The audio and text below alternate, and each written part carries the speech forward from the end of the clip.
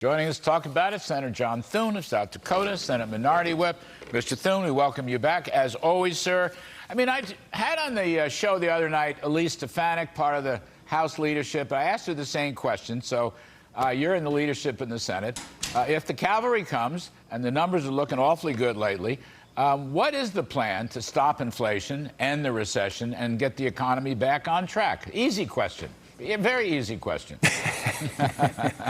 Nice to be with you as always, Larry. Thank you. You are correct. Hopefully there are going to be some reinforcements coming in a few weeks here. And if we get the majorities, hopefully for sure in the House, but if we can get it in the Senate, and we have both the House and the Senate, we'll have certainly a lot more leverage to try and contain and rein in this out-of-control, extreme, radical agenda that the Biden administration and their leadership in Congress has put forward. But I think it starts with reducing the wasteful spending. And as Brian, your previous guest, pointed out, the Congress does have the power of the purse. So you can, through appropriations, at least prevent them from spending more money, like the two huge boondoggle spending bills that they put through in the last couple of years. And then I think you have to also focus on an energy policy. Obviously, what drives a lot of inflation is the cost of energy, and that's gone up dramatically. Not only gasoline, but utility fuel was up, or utility gas was up 33% year over year, according to this recent CPI report. So I think it's having an energy plan and leveraging, pressuring the administration to work with us on that. And then we also control the confirmation process in the Senate, which is why the Senate's so important, because there are 1,200 executive branch nominees, as you know, that have to come through the Senate for confirmation. Right now, they have unified control of government. They have the House, the Senate, and the White House. They can get anybody confirmed that they want if they can get all the Democrat votes in the Senate. If there's a Republican majority in the Senate, they have to come to us and consult with us, and that gives us a chance to stop some of the crazy.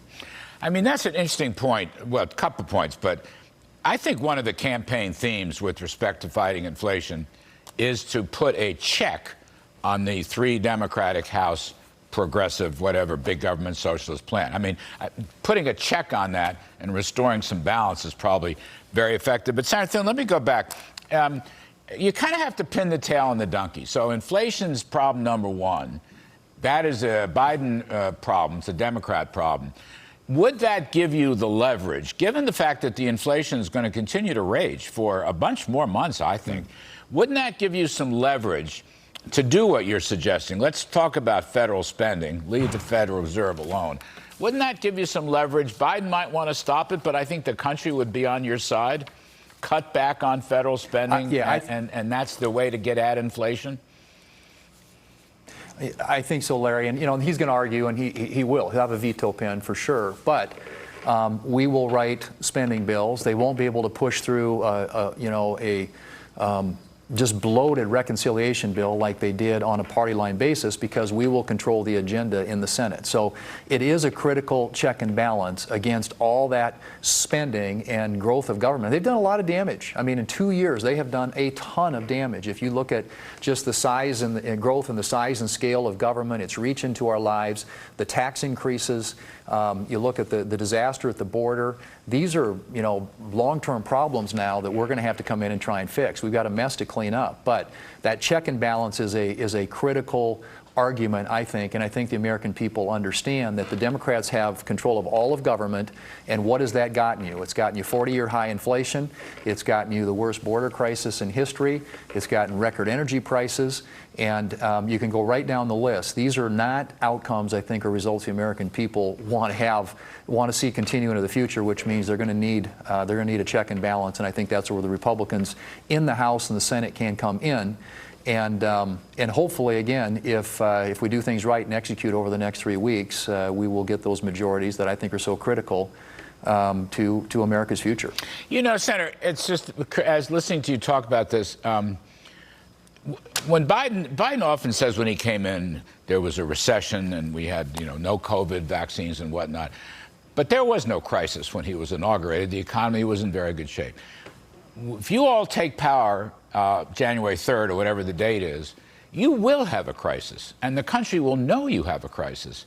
And I think that crisis atmosphere, if you hit the ground running, you talk about the budget, you talk about, I think the individual appropriation bills are so very important in this battle. You will have a crisis atmosphere if you put it to work, but this time you can put it to work accurately and productively. Right, to try and limit the size and growth of government. Right. And I think one thing we would take aim at right away is these 87,000 new IRS employees. I mean, think about that, doubling literally the size of the IRS budget, or the size of the agency, I should say, and increasing their budget. It's a six-fold increase over their regular annual appropriations.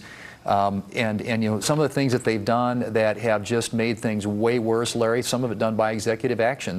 The loan forgiveness, student loan forgiveness, another $500 billion added to the debt, basically, paid by people who don't have student loans, and 13% of the people in this country who do. This is an administration that just has no boundaries when it comes to spending money, growing and expanding government. And there is a price to be paid, and it is a mess, and it will be a crisis. And I think that's an argument that we can make when we get in, if we do, that we've got to clean this mess up. And it starts with, you know, getting this out of control spending back under control. And at least on the fiscal side, the things that we control, you mentioned the Fed. Obviously, they've got monetary policy under their jurisdiction, and we have oversight powers. Yep. And you know, with these agencies and this confirmation process that I mentioned in the Senate, there are checks and balances. There is leverage that we can use, and we intend to use all of it to try and rein in and get this, you know, runaway left-wing radical extreme agenda that they have put forward back under control and get it kind of back on the rails. That's the goal. Yeah, the progressive paradise, Senator Thune, didn't quite work out, but never does it? Anyway, we'll leave it there. It never does. Thank you, Senator John Thune. We appreciate it very much, sir.